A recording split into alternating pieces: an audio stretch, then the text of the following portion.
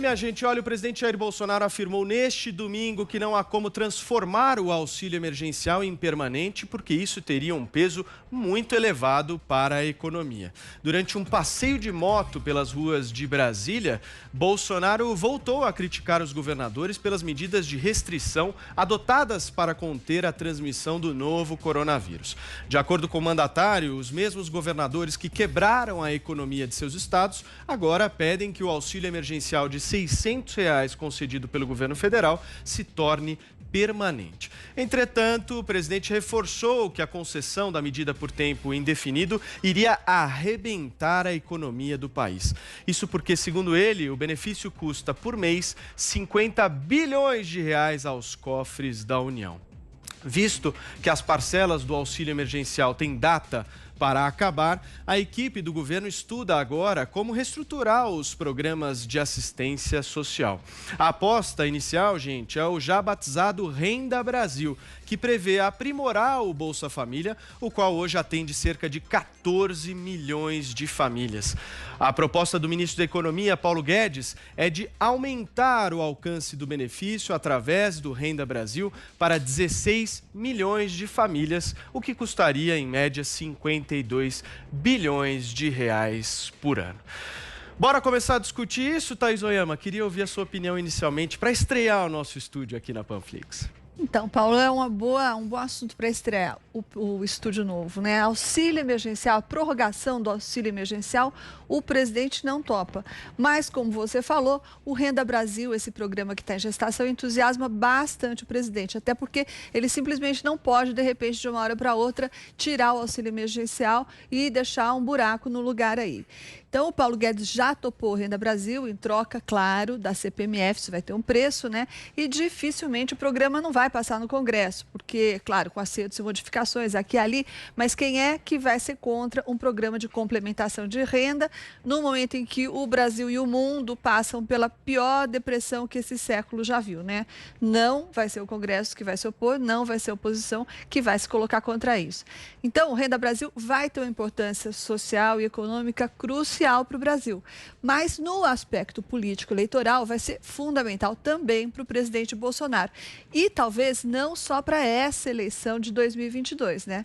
Como lembrou para mim um assessor do Palácio do Planalto, o PT conquistou o Nordeste e ficou 16 anos no poder. Então, tem algumas coisas que a gente se esquece rapidamente e, por exemplo, até 2002, a maior parte do eleitorado do Nordeste votava nos tucanos, não votava no PT.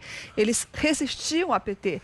Tanto que, em 2002, que foi a primeira vitória do Lula, ele teve 47% dos votos, do total de votos vindos do Sudeste. Só 25% dos votos vieram da região Nordeste. Ou seja, o Nordeste não gostava do PT. Só que, em 2014, quando a Dilma Rousseff herdou a presidência do Lula, o percentual de votos dos nordestinos para o PT já tinha subido para 37%. Ou seja, era lá de 25% na época, primeira vitória do Lula, e na época da Dilma já era 37%, quase 40%. E o que aconteceu para que isso, o que houve para que isso acontecesse? Bom, primeiro teve o mensalão. Foi em 2005, o mensalão, com toda aquela história da corrupção, os noticiários constantes, isso tudo afugentou a classe média do Sul e do Sudeste, que passaram a se distanciar do PT. Em compensação, o Nordeste se aproximou do PT. Isso aconteceu por causa das políticas sociais que o governo petista implementou lá, incluindo o Bolsa Família. E olha só como a trajetória do Lula, Paulo, olha só como ela se parece. Metade dos votos que elegeu Jair Bolsonaro em 2018 veio do Sudeste. Mas aí o que aconteceu? Veio o escândalo Queiroz, veio o abandono da bandeira Lava Jato, da bandeira da Lava Jato, e as pesquisas todas começaram a mostrar que as classes A e B se distanciavam do presidente, enquanto as classes D e E começavam a se aproximar do presidente. É exatamente a mesma coisa que aconteceu com Lula. E qualquer semelhança entre as trajetórias não é mera coincidência. Então, para concluir, a continuidade do auxílio emergencial, agora na forma do programa Renda Brasil, é o que faltava para o presidente repetir a mágica do Lula no Nordeste. Muito bem, Thaís Oyama, deixa eu reforçar aqui o convite para você que está nas redes sociais acompanhando o 3 em 1. Utiliza no Twitter a hashtag 3 em 1, a gente quer ouvir a sua opinião. Ouvir não, a gente quer ler a sua opinião aqui no programa. O que você acha dessa história aí do Renda Brasil? Algo positivo, negativo para o Brasil? Escreve aí no Twitter, hashtag 3 em 1. Agora vamos ouvir um pouco o Constantino. E aí, Constantino, sabe uma dúvida que eu tenho em relação ao Renda Brasil? É um baita de um programa social, né, Constantino? Mas isso reflete necessariamente o aumento da carga tributária brasileira ou não? Vamos lá, Paulo. Sem dúvida é um programa social, né? Sendo que é sempre bom lembrar que o melhor programa social chama-se emprego. Então precisa criar as condições adequadas para produção de riqueza no país, né? E isso o mapa liberal do ministro Paulo Guedes fornece, mas isso aí remete a algum tipo de assistencialismo.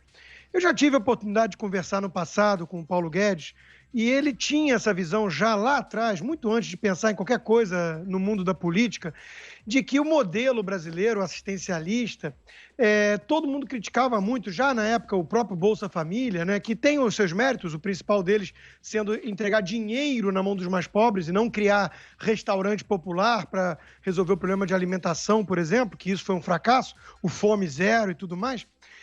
Mas ele falava que as pessoas reclamavam de um montante lá de 20 bilhões e tudo, para milhões e milhões de pobres, e não reclamava do Bolsa Empresário. Então isso já incomodava muito o Paulo Guedes lá atrás. Ele sempre criticou esse modelo social-democrata brasileiro voltado para o rentismo, né? Em vez de ser voltado para um empreendedorismo e que tivesse algum tipo de auxílio descentralizado e com base em dinheiro para os mais pobres. É sempre bom lembrar que a ideia da renda mínima, que o Suplicy no Brasil acabou tornando popular, ela veio de um liberal da Escola de Chicago, de onde o Paulo Guedes fez o seu doutorado, que era o Milton Friedman. Foi ele que pariu essa ideia, né? Então, você ampliar a base, você devolver em dinheiro para aqueles que são realmente mais carentes e criar as condições para gerar emprego e riqueza no país, isso a princípio não fere tanto assim o liberalismo, não. Agora, é óbvio que tem a ver, né, com a questão aí do Nordeste, e aí eu divido a minha análise, então, do ponto de vista do liberal, que consegue entender os argumentos, mas que torce o nariz para qualquer tipo de assistencialismo, e o chapéu de cidadão diante esquerdista, que é diferente de liberal, né, que olha o seguinte, no jogo político, né, não tem muito santo, nem tem muito espaço para santos, né, e o que o Bolsonaro está fazendo realmente é invadir a seara que tinha sido dominada pelo PT, que é o Nordeste. Então, ele deixa o PT sem nenhuma narrativa, já não tinha muita. Agora, se ele conseguir tomar para si esse chapéu de auxílio, de assistência aos mais carentes do Nordeste, o que resta ao PT? Não por acaso a turma petista está empolvorosa, está desesperada e tudo mais. Chama de oportunismo, né? Então, é a ideia de sempre, né, de que você no Brasil criava os programas assistencialistas como voto de cabresto, inclusive fazendo terrorismo de que se você perdesse a eleição, o seu adversário iria cancelar o programa. Agora está ficando claro que isso não vai mais acontecer nunca mais, pelo visto. E era uma crítica que eu, como liberal, fazia ao Bolsa Família. A tendência é só aumentar. Porque quem é que vai contra algo que não é tão caro, do ponto de vista 50 bilhões de manter o auxílio, é caro. Agora, mesmo o Bolsa Família, o Renda Brasil e tudo, custando 30, 40, até 50 bilhões de reais, né? Só o 0,2% da CPMF seria 120 bilhões de arrecadação, né? Então, você compensa. Mais a folha de pagamentos que você estaria aliviando, isso traz para a formalidade um monte de gente, melhora a questão da Previdência. Então, você tem como remanejar. Eu imagino que o que o presidente está querendo fazer junto com o ministro é isso, é remanejar, tirar um pouco a questão que ajudava lá certos grupos empresariais, né, e devolver mais para a questão dos mais pobres. E com isso ainda tem os dividendos políticos. Então, do ponto de vista de estratégia política, parece ser um golpe de mestre. Eu sonho com um dia que o Brasil não precise mais de assistencialismo algum. E aí, Azedo, chegaremos um dia a ter um país sem assistencialismo? Olha, essa política de focalização do gasto social dos mais pobres é um recurso social liberal para atender um problema sério na sociedade, que você ter gente numa situação de miséria absoluta. E isso foi adotado pelo governo Lula, está sendo adotado pelo Bolsonaro, e o Congresso vai aprovar. O que pode acontecer é o Congresso querer aumentar o valor, ser, vamos dizer assim, mais generoso que o Bolsonaro, como aconteceu com o abono emergencial, que inicialmente a proposta do Guedes era de R$200 e acabou em R$600. Essa que vai ser a queda de braço no Congresso. Agora, qual a contrapartida disso, né? A contrapartida da focalização do gasto social nos mais pobres é você retirar gasto social das políticas universalistas. Saúde, educação, transportes, moradia. Vai ser o que vai acontecer. Quer dizer, essas políticas universalistas, elas serão prejudicadas. Do ponto de vista eleitoral, eu concordo 100% com o Constantino. Quer dizer, essa base eleitoral do Lula no Nordeste, ela está sendo capturada pelo Bolsonaro, utilizando os instrumentos que o Lula utilizou também.